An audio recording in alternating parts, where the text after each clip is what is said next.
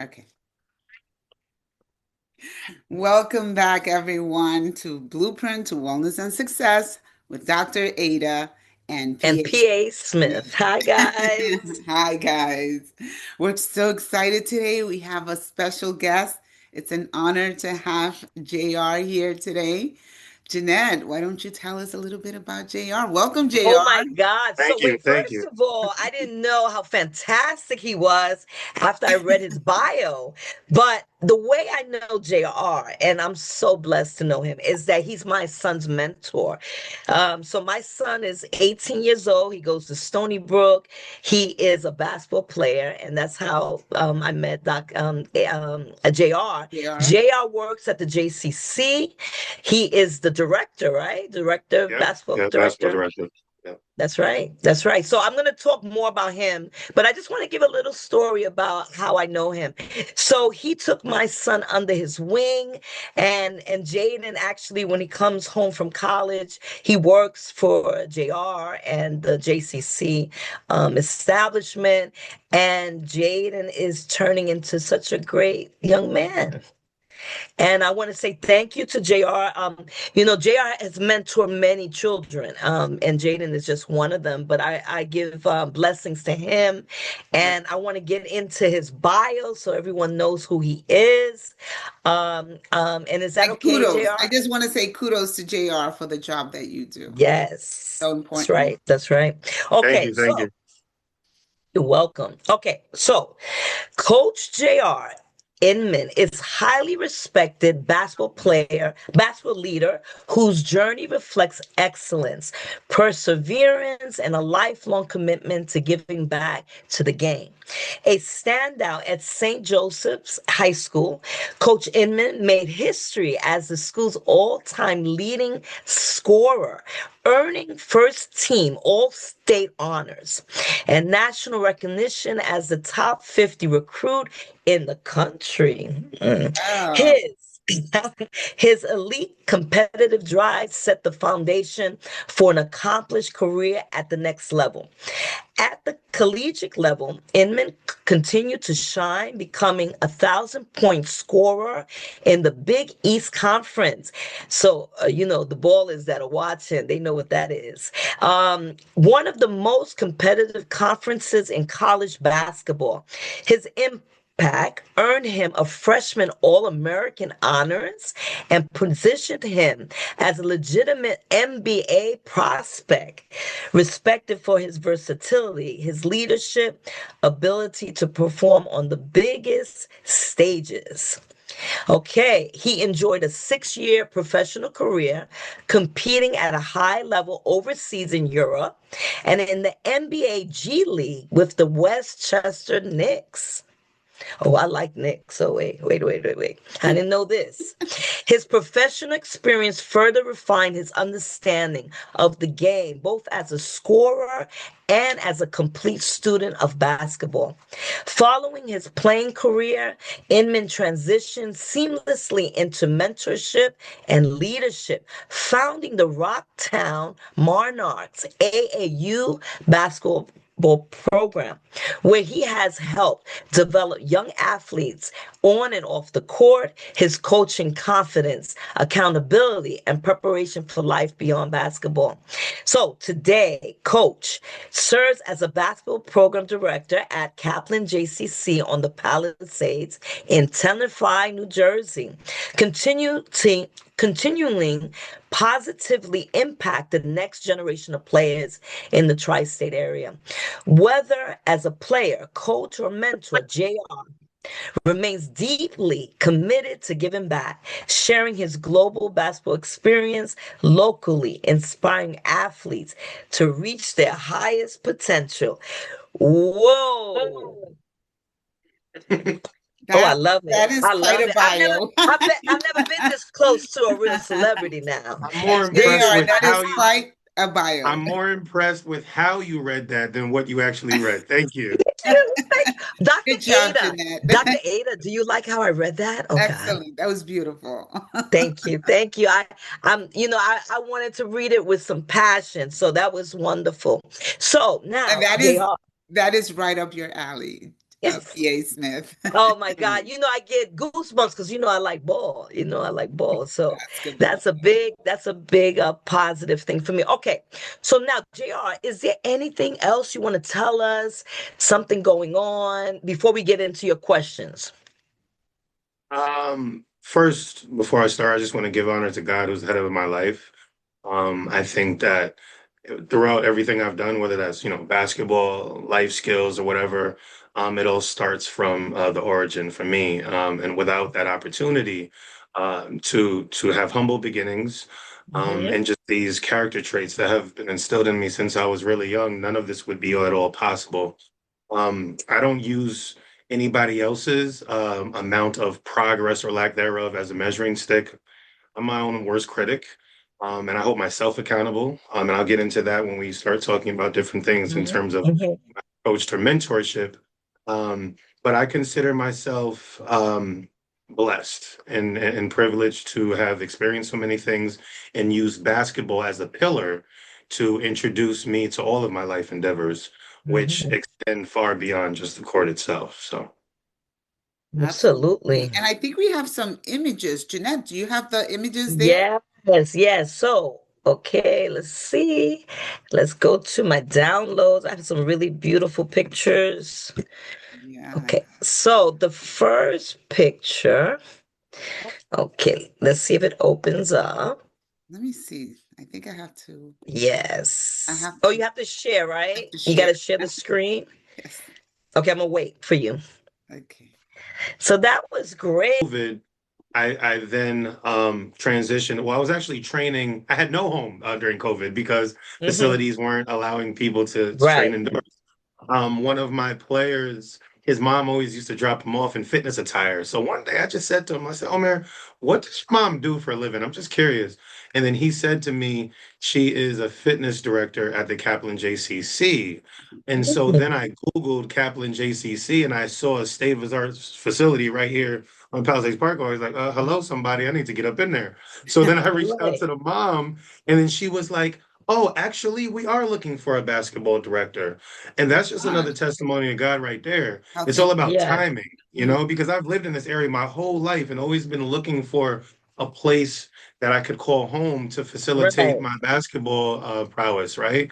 And then when I Uh-huh. happened to ask that question, and at that moment they were looking for somebody in this position, and I've been here ever since. So, wow. yeah. Okay, that's cool. That's Amazing. cool. So I'm gonna have to play with this a little bit because it's not opening the download. It's kind of weird. I don't know. Okay, Let me Doctor. start with the first question. How's that? Yeah, I think you should start. Okay, here we go. So, JR, how do you support athletes' academic performances, their mental health, and their life skills? What does that look like? Well, first, I want to break it down and just track back really quick. Hmm. I also am a published author. Oh, The title of my book, it actually speaks volumes to what that question suggests. So when I say to you, the title is When the Air Comes Out of the Ball, right? Mhm. So just let that sink in right quick. Reason Mhm. why I wrote this book, which started as a doodling project my senior year in college, um, is because I felt some emptiness. I felt uncertainty, the element of the unknown. Being a national basketball NBA prospect and seeing the TV screens and what could be if I get to that level. But I also had the foresight to think, okay, if there's only 300 and some odd jobs a year of people that get a chance to play in the NBA, what happens to the tens and thousands, hundreds of thousands of kids around the world with that same dream that don't get that opportunity? And Yeah. that's when I realized that you have to look beyond the game of basketball as to what life suggests on the next level. So when the air comes out of the ball is a simple metaphor. I always tell right. people when I go to speak that if I was a tennis player, I could have named it When the Strings Come Out of the Racket, right? Because Hmm. every tennis player will swing their last racket and every basketball player will shoot their final shot. And so for me, thinking about student athletes, chapter 3 in my book, When the Air Comes Out of the Ball, talks about just that. It talks about a compare and contrast, a T chart, if you will. You Right. have the student athlete versus the athletic student. And so what I always try to tell kids is obviously focus more on being the student first. The academic portion is the accountability structure because you can't have one without the other. I mean, you could, but it's more or less like washing hands, right? One hand always washes the other. And so I always led with that whenever I did my speaking and go speak to like different teams and coaches and players in the tri-state area. I always lead with that. Let's not just focus on what I did on the court, but graduating and getting my degree from Rutgers University, the state University of New Jersey, publishing an idea that started off as a project and now has become something that I can bring worldwide. These two things I speak on even more when I think about my life accomplishments than actually playing itself, because not just what I've learned from the game and have been able to institute in a business setting now as my profession, but also as foresight into the future of so many other kids that have that dream but don't have necessarily that same afterthought. Oh, beautiful Thank you pictures. for I that. say. Yes, please tell us what we're looking at. And wow, that is really deep, and I love that story. I mean, Yeah, I mean, the way things happen is just unbelievable.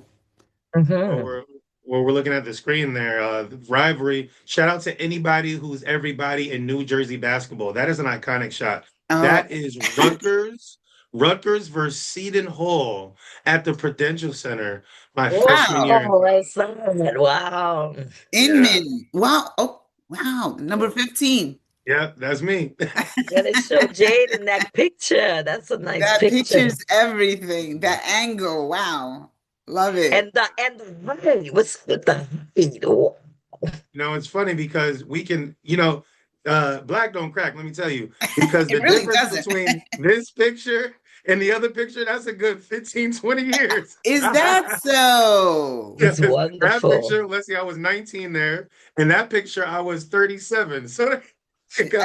I'm gonna go on a limb That's a and nice say picture too. I like you that one too. take very good care of yourself. That's Thank right. You you. sure So do. yes, what you're looking at here Yes. is I have a men's league here at the JCC. So if there's any men in Bergen County on Thursday nights looking for some good basketball, come down to 411 East Clinton Avenue in Tenafly, New Jersey, because I direct a fabulous men's league. It's 35 and under, so we all have to get up and go to work the next morning. So we're not trying to get out there and kill each other, but we have a good time. It's a very serene environment, and the players that come, they're humble.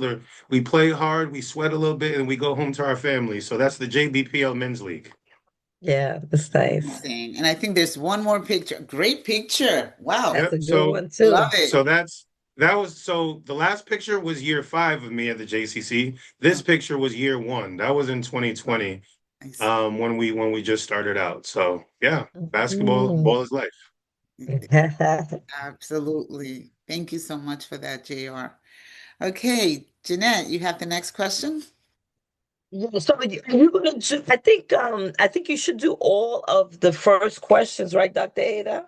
And then I'm gonna do the list B. Okay, I thought we were gonna No, go let's back and let's forth. finish. Yeah, let's do all of the same, and then I'll Okay, do the next one. in that case, next question. What role does strength, conditioning, and injury prevention play in your program? Well, I always say that the best ability is availability, right?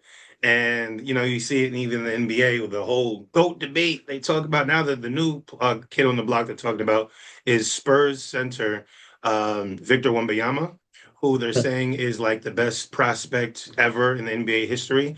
However, he Hmm. is a tad bit injury prone, right? So I think that when you think of strength and conditioning and having a routine, rigorous training regimen, Mhm, I think that's important for student athletes to customize their own, because a lot of times, you see these athletes that only practice while the coach is practicing them or the trainer. There's Hmm. a lot of athletes, they don't have like that own Rolodex of different pre-game warm-up routines that are really gonna just those habits and those consistent patterns of preparing for movement.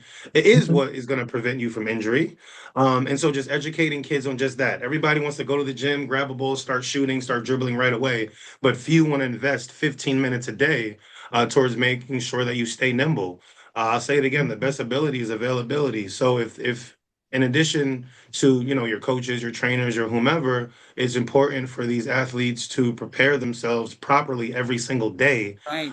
so that they can decrease their chances of missing time from being hurt. So that's pretty much what I lead by first and foremost, I'd say. Mm-hmm. Yes, I agree with that. And injury prevention is so important, especially in any sport. Well, Um, so before we go on, I just want to kind yeah. of add to that. Also, educating the parents on injury prevention and stuff, I think is Mhm. important.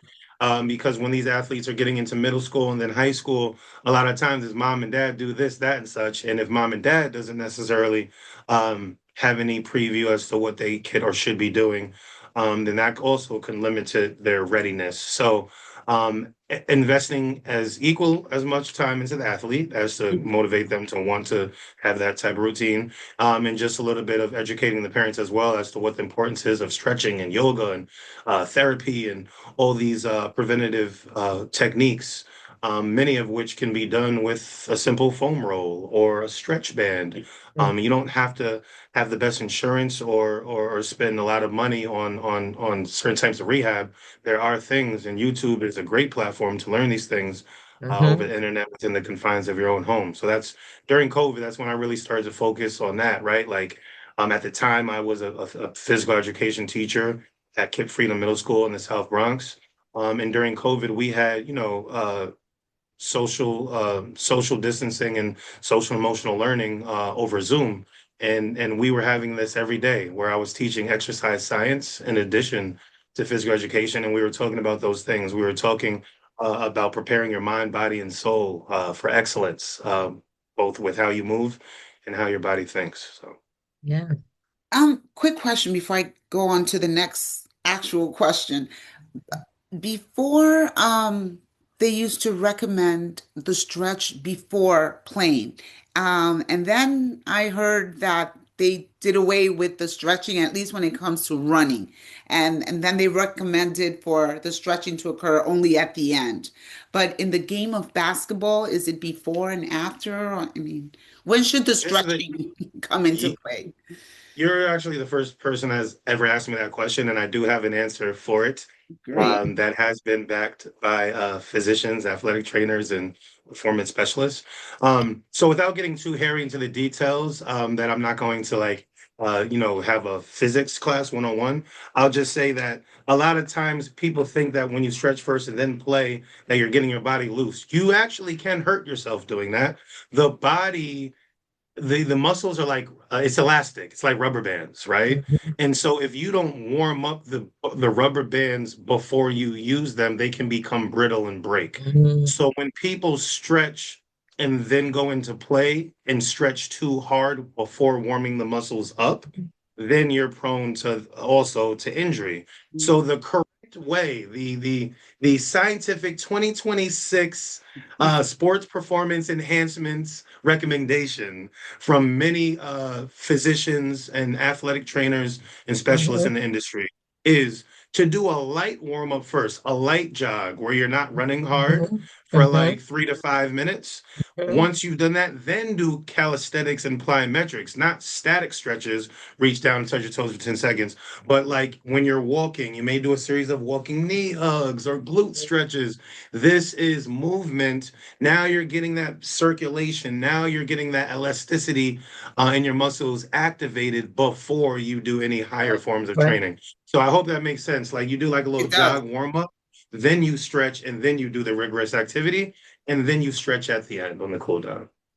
Yeah, Thank I you for that. definitely agree. I agree with that. I just want to say something. What I started doing is going into the sauna and just getting warmed up, because I found that I was hurting more when I would just do a stretch and then work out and then so now I'm warming up. But I think what you're saying is that light exercise is good before you do Same the idea. heavy. Same idea. Even something like, arm circles, right? Things like that. You're getting the lactic acid moving all around your body. Mhm. And then yeah. So a lot of people don't understand. And a lot of kids don't have the patience to do that and the discipline. Yeah.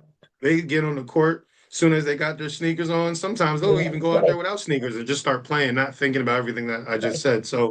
So it's really educational, educating the modern day um, amateur athlete on if this is their goal of what they want to do, well, they have to take the necessary steps to take care of their bodies, Yeah, and prepare themselves for high levels of play.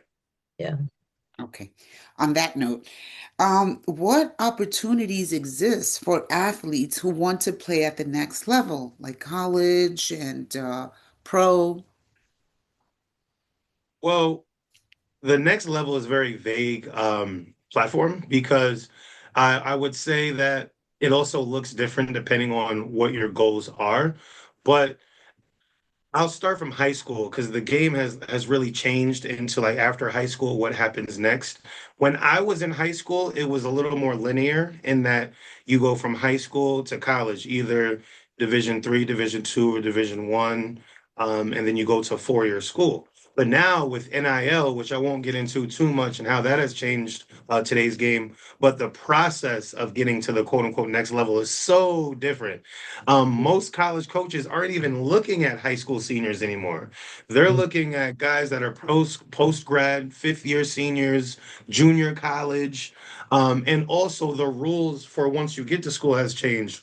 When I was in college, you went to school and that was a 4-year commitment to earning your bachelor's degree. Hmm. Now, now scholarships are 1 year renewable, which means every single year, I'm a freshman, sophomore, junior, senior, I have the option to either reclass and repeat that again or transfer to go somewhere else. So there's so much craziness in the process. And the next level, to somebody that's 18 years old, used to be going to college at 19, but now you might have to go in the workforce for a couple of years, come back, or go to junior college, transfer to another college, and try to continue to elevate. So it's very confusing for these youngsters trying to get placed. But after college, which I believe is the initial question, even still, there are opportunities that people don't even know exist, right? To take you For through sure. a couple of things that I did along my journey. So after graduating from Rutgers, I played professionally overseas in Europe. My first year I played was in the Czech Republic and in Japan. I played 7 years total. But in the Czech Republic and Japan. So my first year, now I'm 22 years old. I went over there to play in Europe. Came back. I would be walking around, going down the street. It wasn't the NBA, right? So at the time, a lot of people weren't really previewed to Eurobasket and overseas basketball. So they deemed professional basketball as you either play in the NBA or nothing, right? There's Right. there in between. Anytime you're getting paid for a service, you are a professional, right? So I Hmm. was playing professional basketball overseas, would come and have conversation with some of these young boys. And this is very raw and uncut, right? So I remember one time a student athlete that I had known with name I will withhold for lack of just not needing to specify. He says to me, Coach JR, why didn't you pan out? Was the question. He tried to like play me in a sense. Why didn't you pan out? So what he meant, by pan out is that these youngsters only validate being in the NBA as being a professional athlete. And what Right. I had to explain to him is what we spoke about in the beginning, that to even make the NBA, you have to be less than 1% of the world population of people trying to get into that spot. Hmm. And if you get there, God bless you. If you don't get there, that doesn't mean that you have failed. It means Hmm. that God has led your path astray to another direction, Right. which for me stemmed into professional athletics overseas. So Hmm. he was like, okay, well, so so are you ever going to play like professional basketball or just stay semi-pro? Then he changed it to semi-pro. And I was like, no, there's a difference. Yes, there's a difference between semi-pro and professional. But where I played in the divisions that I played all around the country and around the world, from Czech Republic to Lithuania to China, Japan, Israel, Uruguay, and it goes on further and further locally, because it's not on TV here, people don't see that, right? You go over there and your name is on billboards and they got bobbleheads like this of you down the street. Those kids are looking at you like you're Michael Jordan and LeBron James, right? So Right. that's when Yes. I was previewed to the worldwide scope. Um, And so there's overseas professional basketball, which certainly is. And then even here in America, they have pro-ams around the country in different cities where there's tryouts and opportunities for players to keep playing to build their resume. And in some cases, they're even getting paid for that. So I think that the next level looks so much different than what it did, 10, 15 years ago. And people with social media and stuff, there's a broader scope of people understanding and validating Mhm. these avenues. But let's be clear, like the NBA is only one option for the next level. You can Mhm. play semi pro, as he mentioned, in America for like a semi pro team or a pro am. Pro am teams play like in the Rucker Park, West Fourth, if we're in New York City. If you've either heard any of these popular tournaments, Mhm. those might not. A lot of those players are professional athletes, but they play on an extremely high level, in which case sometimes you even get paid, right? Then I talked about the overseas model. So there's different avenues.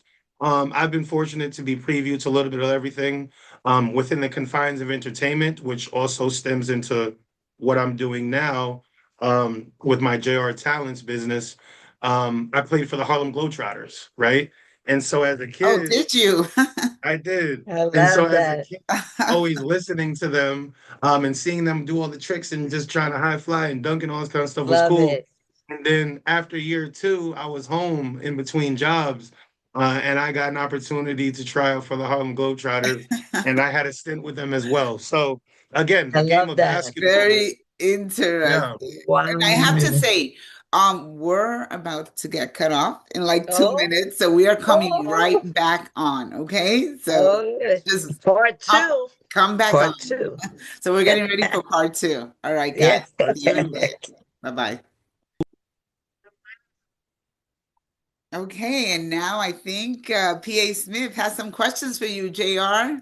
Yes. Yes, yes. So first, JR, please. Now I know you're a basketball man. However, I found out that you also have a talent agency. Can you give us a little summary of what that is, the name and what that's all about? Yeah, so Soundwalk NYC, shout out to at Soundwalk NYC. You can follow us on Instagram.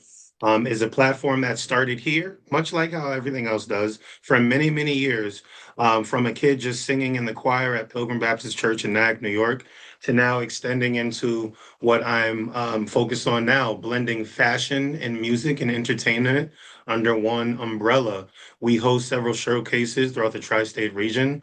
And Mhm. we also have an online TV show which is a subsidiary product of Soundwalk NYC titled Mic Check 101.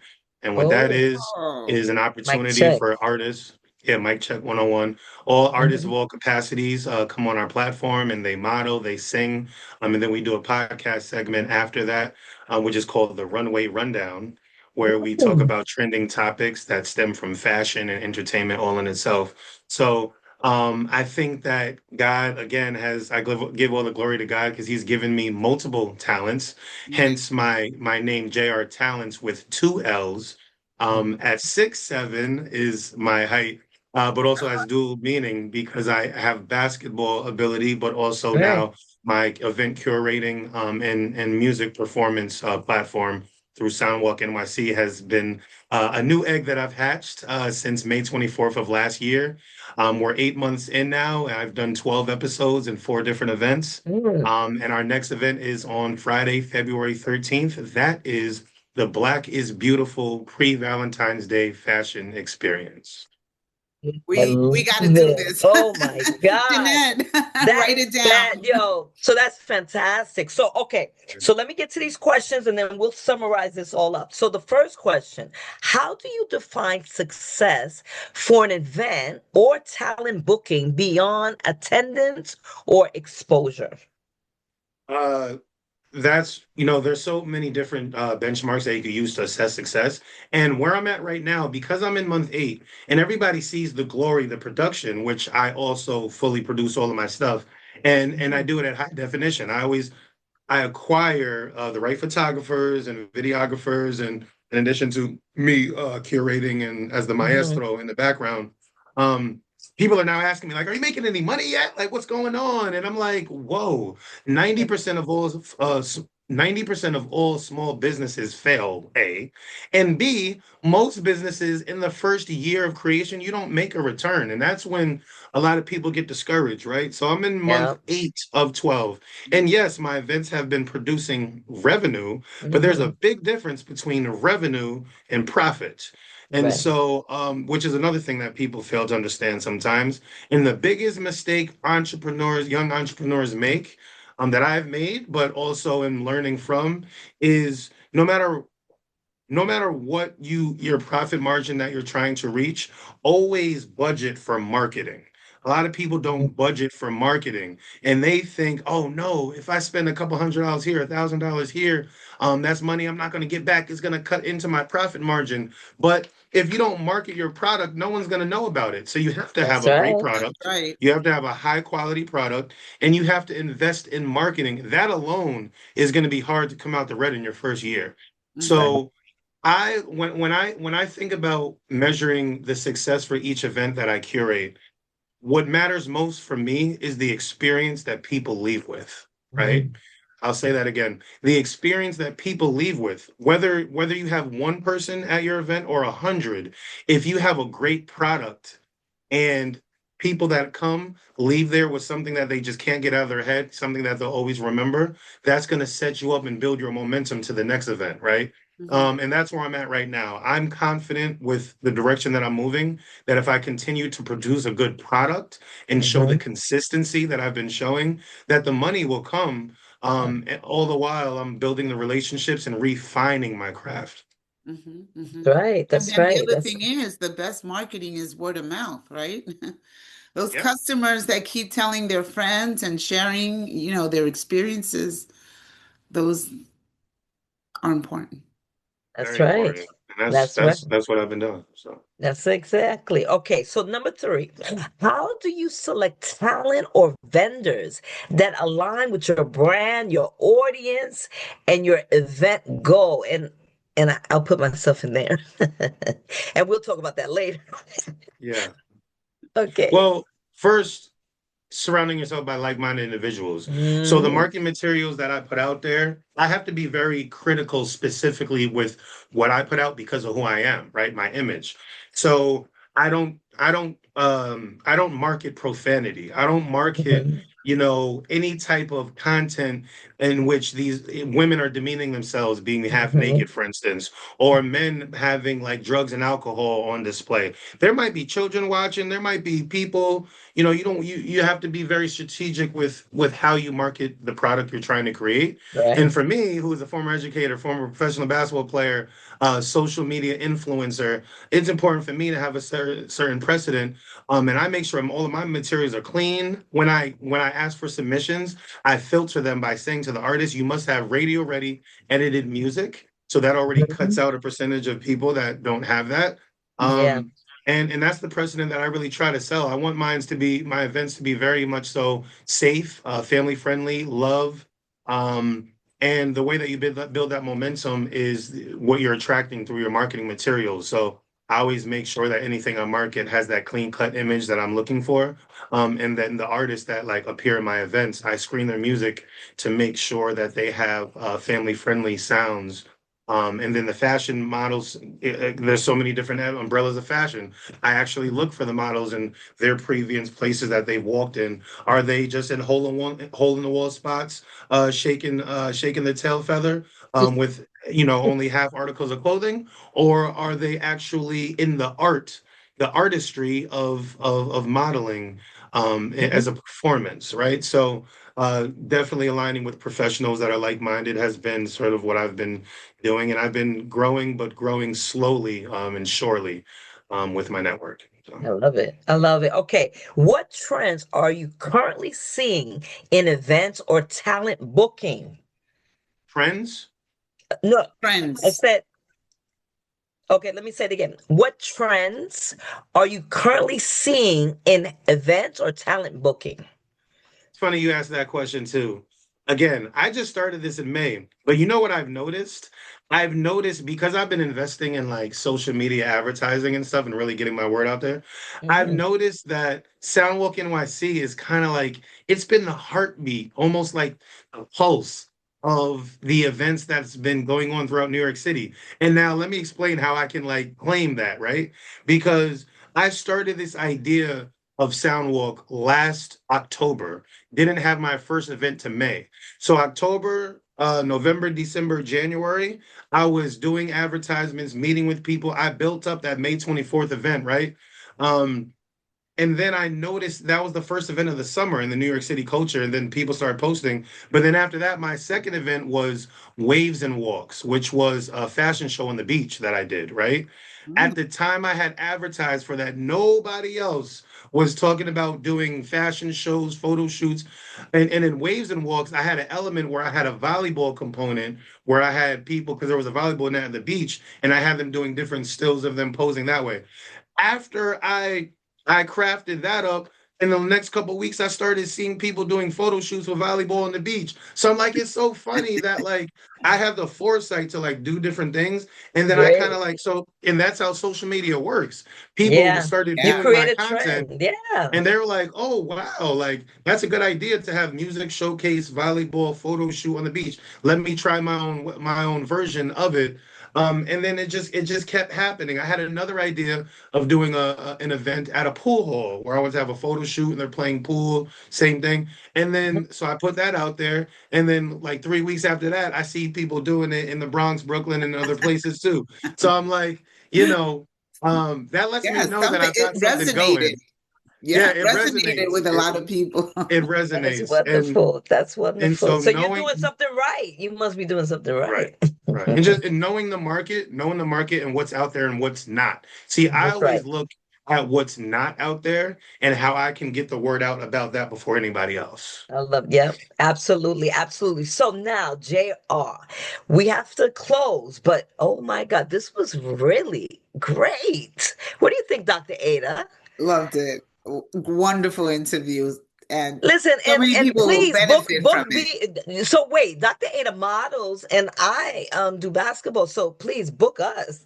We got to get you guys in the show. I'm telling you. And Why the last not? thing I'll say about that is that's another thing. At 38 years young, I've been fortunate to connect with content creators and Mhm. personalities throughout so many different capacities and age demographics.